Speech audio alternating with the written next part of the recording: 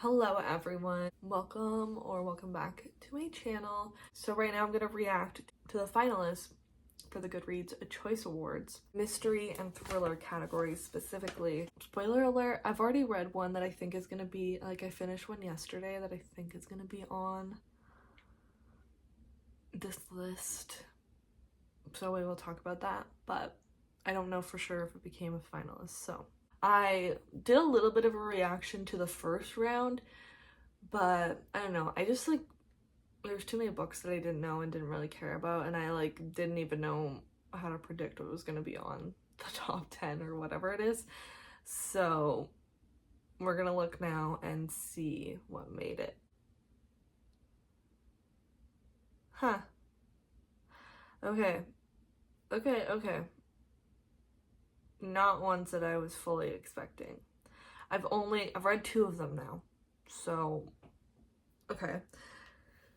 We've got A Listen for the Lie by Amy Tintera. This one I did put a hold on for my library, but it's gonna take literally forever for it to come. Okay, I have 3 friends on GoodReads that have read it, and they've all marked it in the 3s.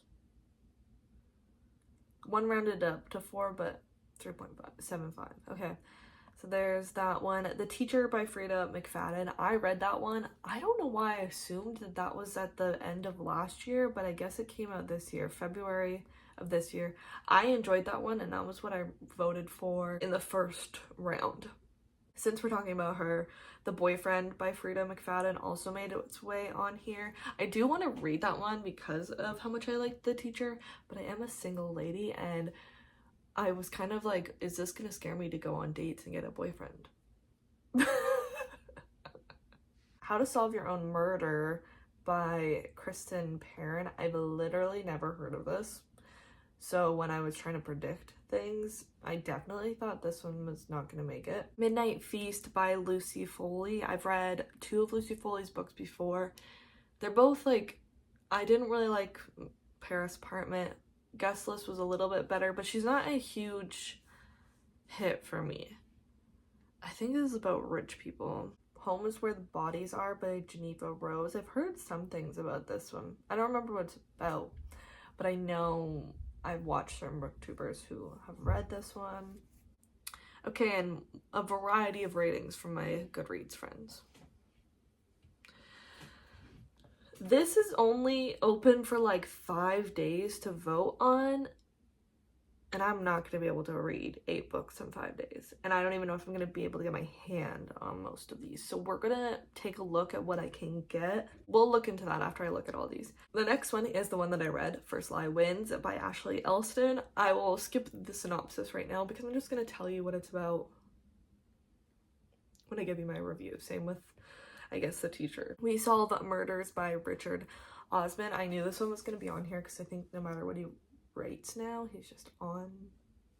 It's just a favorite. And then we have The God of the Woods by Liz Moore, which I know was a really popular book this summer and fall. And then finally, All the Colors of the Dark by Chris Whitaker. I assume that's how you say his name. I'm sorry if it's not. That also is probably one of the lower ones on my priority list. Okay, that's an interesting group of books. I don't think that was what I was thinking it was gonna be. Okay, I'm gonna go see what I can get on Libby, Everand, basically just those 2 right away, because I don't own any of these. So, and then I'm gonna come back and give you my TBR and my thoughts on the 2 books that I've already read. And this makes sense, but it's annoying. Every single book on here at my library has a several month wait warning or thing on it, except for Home is Where the Bodies Are, which is a 14-week wait or something like that.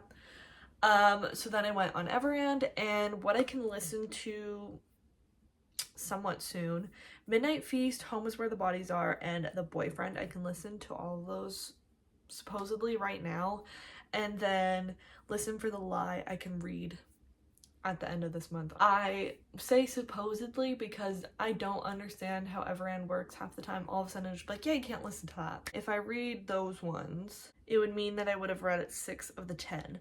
How to Solve Your Own Murder, We Solve Murders, The God of the Woods, and All the Colors of the Dark are all several month waits, not an Everand in Canada. So those are a little bit more challenging. I could maybe check on Audible, maybe see the prices, or I have a couple credits. We're gonna start with these 4 that I still have to read, and also kind of just see how long that takes me. I kind of feel like We Solve Murders is gonna win, and I don't really want it to, because that's like one that I really don't feel like reading, but if it wins, I'm gonna feel like I need to. You know? Like, I don't mind that I can't read that or All the Colors of the Dark. But I do want to read How to Solve Your Own Murder and The God of the Woods. I did put up both of those on hold at my library just in case. Not that, well, one just in case they end up doing Skip the Line, but I want to read them eventually now that I've read the synopsis for them. So yeah, so that's what my TBR is right now. It is subject to change. Let's talk about the 2 that I've read so far. I read The Teacher by Frida McFadden, I think like the week it came out or something like that. And it is still the only Frida McFadden that I've read. I do own The Housemaid, but I haven't picked it up yet. So that's the only one that I've read, and I really, really enjoyed it. There are definitely trigger warnings for sexual predators and illegal, inappropriate relationships, kind of pedophilia. But that is in the description. I know lots of people were like not liking it because of that aspect, which is like totally fair. Like, that's disgusting, gross. Like, it's sort of in the description. So you kind of know what you're getting into when you pick it up, as long as you read the synopsis. Lesson number 1, trust no one. Eve has a good life. She wakes up each day, kisses her husband Nate, and heads off to teach math at the local high school. All is as it should be, except last year, Kasem High was rocked by a scandal involving a student-teacher affair, with one student, Addie, at its center. But Eve knows there is far more to these ugly rumors than meets the eye. Addie can't be trusted. She lies, she hurts people, she destroys lives. At least that's what everyone says. But nobody knows the real Addie. Nobody knows the secrets that could destroy her, and Addie will do anything to keep it quiet. This won't be for everyone because of what it's about and what it, like, that's what I mean, like, it's in the description, and it isn't, there's more to it than just like, oh, it was a scandal last year. There are descriptive scenes and all that, so just know that before going into it, because it's not going to be for everyone. But I thought this was a really interesting book. I think I gave it 5 stars. Oh, I gave it 4 stars. I really liked the ending. The twists were really good. I really liked this, and I still think about it, and I still recommend it to people when they're asking for like a recent thriller that I've liked. I gave it 4.5. I should read my own notes. I put it as a 4 on GoodReads, but a 4.5 in my review. I just read First Lie Wins by Ashley Elston. This one, we follow a girl who is under a fake identity because she's kind of like I don't know what to call her. She's not like a spy, but kind of. She's going under the name Evie Porter. The identity comes first. Once she's given a name and location by her mysterious boss, Mr. Smith, she learns everything there is to know about the town and the people in it. Then the mark. Ryan Sumner, the last piece of the puzzle is the job. Evie isn't privy to Mr. Smith's real identity, but she knows this job will be different.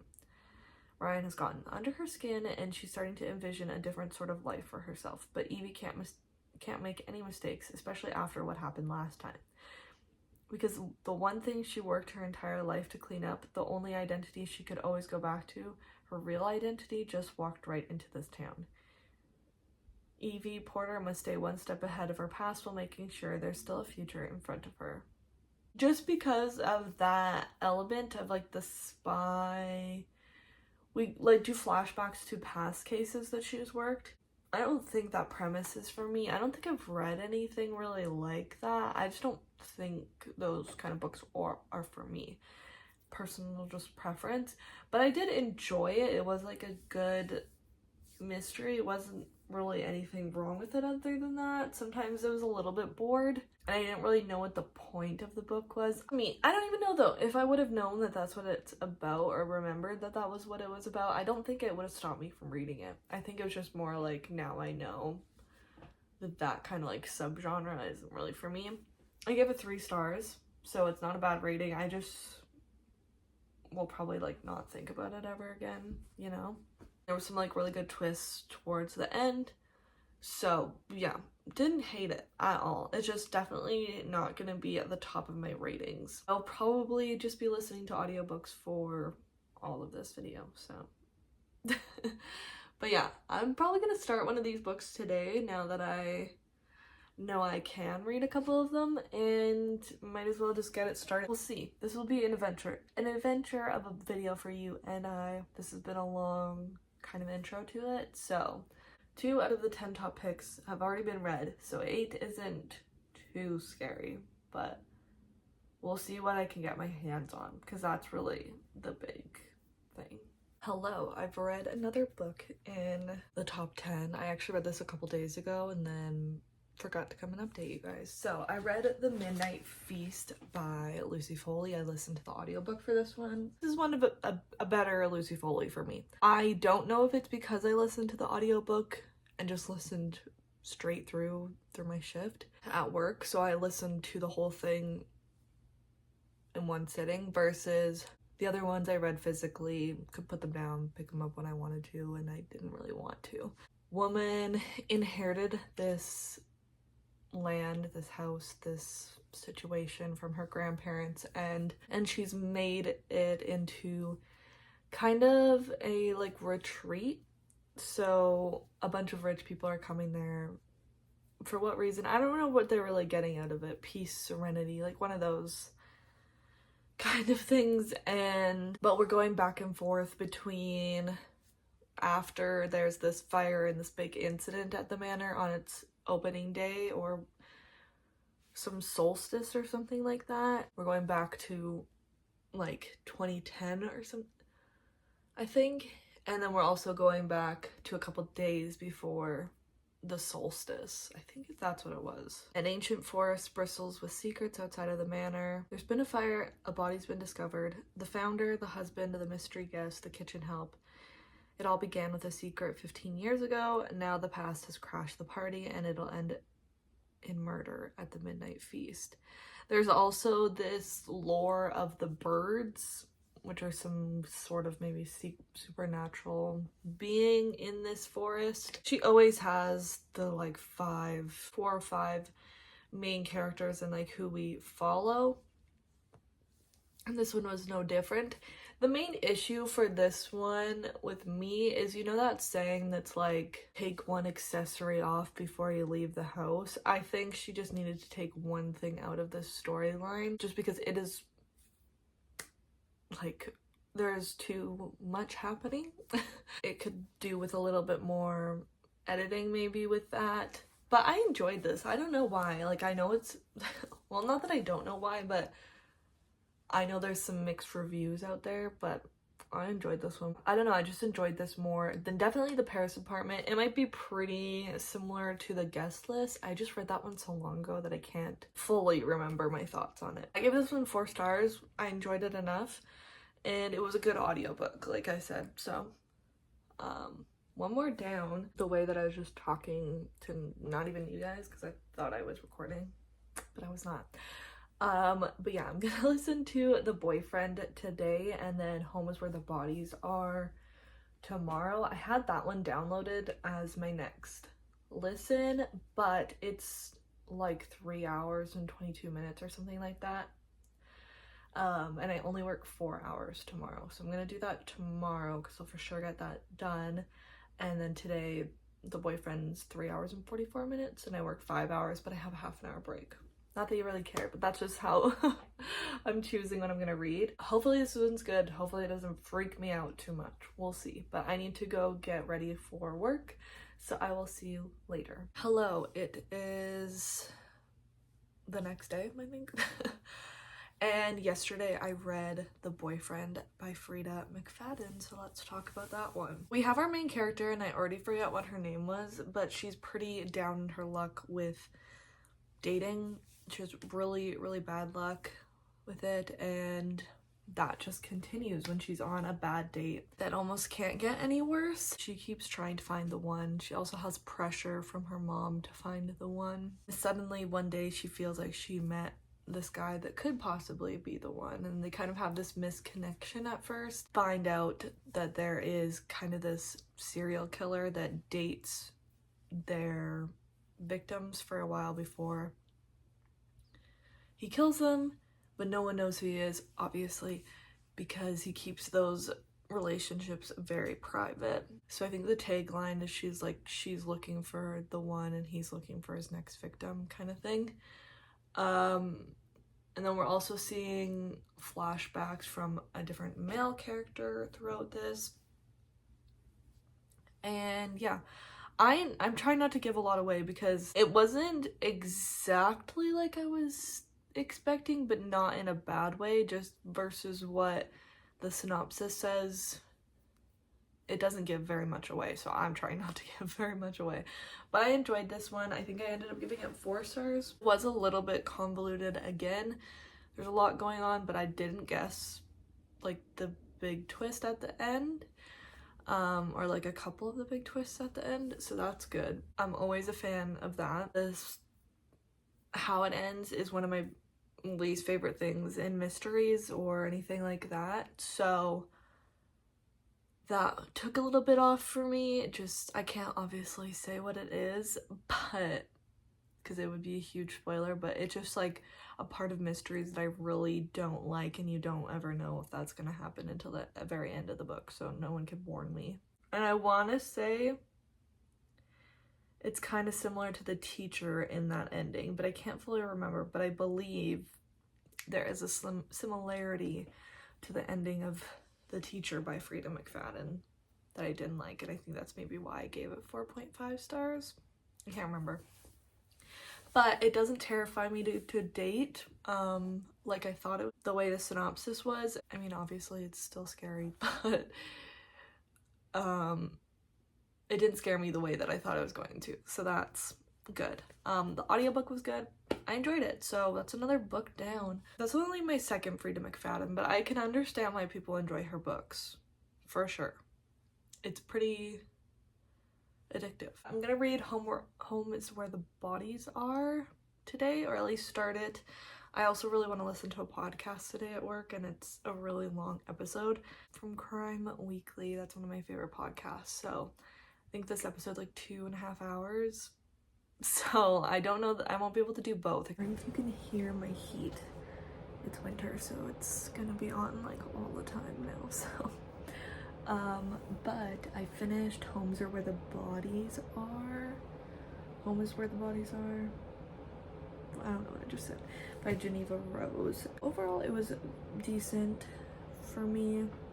Not gonna be one. It's probably gonna be another one where I kind of forget about it. Mainly because the main revelation and like twist was one that I kind of saw coming, because it's been done, feels like quite a bit lately, like in the last year or so, maybe longer, I don't know. But of books that I've been reading in the last year or so, I feel like I've read quite a few where this is what happens, and obviously I can't tell you, which just kind of sucks about mysteries because so much of it is a twist. But this one we have 3 siblings who are brought back together because their mother dies. One sibling, Beth, has been there for her mother and has stayed in their hometown. The sister, I forgot what her name is, sister is like a drug addict and she's trying to get back on track. She keeps like relapsing, and that causes a strain in the relationship with her family. And then their brother, Michael, who left that town as soon as he could and became a director or something in the film industry, and he's in California. And then they're kind of being nostalgic, and they find this VHS tape where they see their parents holding a dead body, and they recognize who this dead body is, and everything goes a little bit crazy from there, because they're like, do we even know our parents? Are we going into this? Or are we just gonna let this die with our parents and never talk about it again? So yeah, I enjoyed it. It was fine. Like, now I'm thinking giving it 4, but it'll probably be like a 3.5 in all reality. It's a good audiobook, quick audiobook. I don't regret reading it, but I haven't read any of her other books. I've almost read her last year's release a couple times because I can always get it through my library, but I started it and I felt bad, so I just never continued it. But I do want to read The Perfect Marriage by her, because I know that's like what threw her into popularity and like all that. My ranking of these would be The Teacher, number 1, 1000%. Then I think The Boyfriend by Frida McFadden. Midnight Feast, Home is Where the Bodies Are, and then First Lie Wins would be last. So we'll have to see where Listen for the Lie pops up. I don't know if I would say these are probably the best mystery thrillers of the year so far, but I haven't read that many like releases, so I kind of feel like I wore the shirt multiple times in this video, so I swear I wear other shirts if I did. Yesterday I finished, or I read, maybe the final book of this video. I don't know, because I still want to read some other ones, so, or really just one other one. But yesterday I listened to Listen for the Lie by Amy Tintera, and let me just tell you, I loved it. I really enjoyed it. I thought it was really good. This one, I already forgot the main character's name, which is always what I forget. Let me check that quickly. Our main character, Lucy, is suspected of murdering her best friend, Savannah. Everyone calls her Savvy, though. One night after a wedding, they leave together, and Savvy ends up being found murdered. And Lucy is missing for like a day, and someone finds her wandering around covered in blood and has basically a tree branch, and she does not remember anything. So everyone's convinced that she did this, but there's literally no proof, so she's never gone to jail for it. She left that town and she's brought back for her grandmother's birthday. But at the same time as that, a really big true crime podcast is taking on this story for their second season.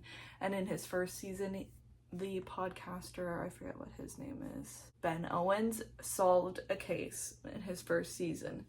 So he's hoping to do that again with this case, and she wants nothing to do with that. She's trying to leave that in her past. She's tried to separate herself from that, but because of this podcast, people are finding out who she really is, and that's causing her life to kind of I really liked the premise. I loved the podcast. A podcast element in any book is so good, and then especially with the audiobook, it was really good. Yeah, there was just so many twists and turns, and like many bad people for different reasons, and like so you couldn't really tell who was gonna be the murderer, because lots of characters in this were bad in this different ways. I would have voted for this one. I give this one 5 stars. Maybe it's like recency bias. That sounds weird. Recency bias. I don't know. That sounds weird in my head, because I don't remember The Teacher as much, and obviously I just read this one, But I remember really liking The Teacher, but I just feel like I enjoyed this one more. It also was up for audiobook choice, but I voted for Funny Story for that one, which by Emily Henry, which I really enjoyed, and that's one of my favorite books of the year. So I was fine with that one being up there, voting for that one. But yeah, I probably would have voted for this one for my favorite of the year. It was really, really good, and I'm getting the hype. Even though, like, all of my GoodReads friends that have read it have given it like 3 stars, really. Or like high 3 stars, low 3 stars, but I really enjoyed it, and I think the audiobook was a really, really good way to take this one in. I just am kind of scared that it's going to be one of the 4 that I didn't read that's going to win. If it's one of the 4 I didn't read that wins, I'll just read that one. Right now, I want Listen for the Lie to win, but I feel like it'll probably be... Okay, I'll do like a Frida McFadden, because she's just popular no matter what. Even though I did enjoy both of those, I'm fine with either of those winning. Listen for the Lie, or How to Solve Murders by Richard Osman, because he's just popular and I feel like he's won a few years. I don't know. But I also could see The God of the Woods, but I don't know if that's biased because I work at a bookstore and I've like saw so many people coming in for it and people asking for it. So, but I don't actually know anyone that read it, I don't think. That's kind of a cheat. I like named 5 books that are on. But, meh, oh well. Okay, I think today is the day that the winners of the GoodReads Choice Awards come out. I'm trying to try not to spoil it. Like, let's click. Oh, well, it's right there. The winner of Mystery and Thrillers is The God of the Woods, so one I didn't read. So I am gonna read that one since it's literally one of the only ones I didn't read. I'm gonna read that for this vlog and then we'll be done it because of course I read 6 of the 10 books and it's one of the 4 I didn't read that wins. So it is popular. I think I was talking to you guys about how I didn't know if it was actually popular, widespread, and like how it seemed popular to me because people at work were buying it, but I didn't really know. Pick that up and I will talk to you when I read that and we can close out this vlog and see if I think it's the best out of the 7 I will now read. So I'll talk to you later. Okay, hello. It's been a bit. I keep forgetting to come on here and talk about my final thoughts. But also this book took me a while to get through. So let's talk about it. Already kind of forget parts of it, and I think I kind of forgot parts of it as soon as I read them. Well, let's just say I disagree with this being the best mystery thriller of the year, but I like a lot. Even just the ones I read in this video, I think most of them were better than this one. I just found it incredibly boring, incredibly long for what it needed to be. Nothing special. The final twist and what we find out with, or not the final twist, but I don't think it's a spoiler to say that we find out what happened with Bear, the brother that went missing before. But when we find out that was very,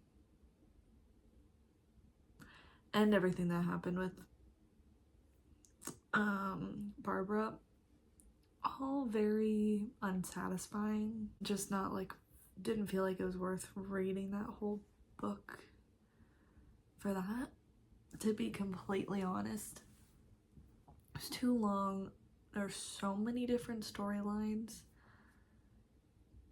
and that didn't need to be in there, I feel like, and characters and POVs that didn't need to be in there. Maybe I would have enjoyed it more if it was shorter and like one less POV, to be honest. I ended up giving it 3 stars. I don't know, like part of me is like, was I not giving it a fair chance because I kept turning it off and listening to something else? So yeah, I gave it 3 stars. If I got to pick the winner, it would have been Listen for the Lie. 1000%. Let's do my ranking. I think last would have been First Lie Wins. Second to last maybe would have been The God of the Woods. God of the Woods and Home is Where the Bodies Are like interchangeable for 5th and 6th. Those ones could change pretty fast. And the Midnight Feast why can't I say that? The Midnight Feast in 4th, The Boyfriend in 3rd, The Teacher in 2nd, and Listen for the Lie 1st. Interesting to see my thoughts versus the masses thoughts. To be honest, I didn't look to see, like, I think you can usually look how many votes everything got. In 10th was How to Solve Your Own Murder. 9th, The Midnight Feast. 8th, Home is Where the Bodies Are. 7th, We Solve Murders. 6th is Listen for the Lie with 47,000 odd votes. Then All the Colors of the Dark would be in 5th, The Teacher in 4th, The Boyfriend in 3rd. They have like 100 votes separating them, which is kind of crazy. 2nd, First Lie Wins. So The Boyfriend has 57,000 votes. The First Lie Wins has 74,000 votes. And The God of the Woods has 82,000 votes. So there's a big jump from like 3rd to 2nd. I definitely have a very different... It is also hard because I feel like it's a very different ranking, but we don't know what all of the people that voted ranking for all these would be, obviously. They just picked their favorite, so. But I did enjoy doing this video, and I think I'll definitely do it next year. I always love watching people doing this video, so I'm glad I decided to jump in on it this year. So if you liked it, make sure to subscribe and give it a big thumbs up. Let me know down below if you read any of the books on here and like what you voted for if you voted. Yeah, I think that's all for me, so I'll see you in the next one. Bye.